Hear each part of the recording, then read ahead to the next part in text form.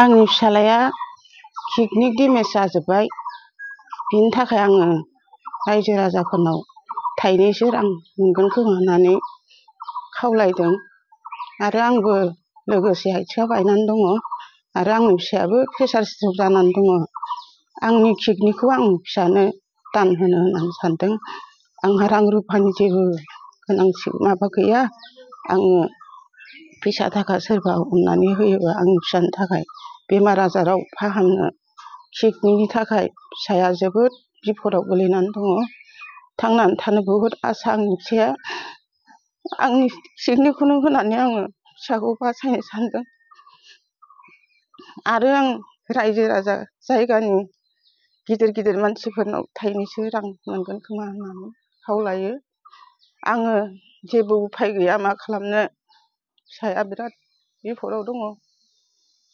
प्रमद बर' सारमोनखौबो आं थाइनैसो हेफाजाब होगोन होननानै खावलायो। खुलुमबाय। आंनि मुङा मुस्रि अबं बसुमतारी। आं आम्बारि सुरैबेरा गामिनि। आङो थांनाय गोलाव बोसोर समनिफ्रायनो किडनियाव अन्थाइ जादोंमोन। बे अन्थाइ जानायाव रङिया स्वास्थि मेडिकेलाव आं खनसे अपारेसन जाखांबाय। बे अपारेसन जानायावहाय आंना सार्जारि जानानैबो थांबाय बोसोरनै सिगाङाव। दा बे अपारेसन जानायाव आंना एसे रं ट्रिटमेन्ट जानाय बायदि आं मोनदों।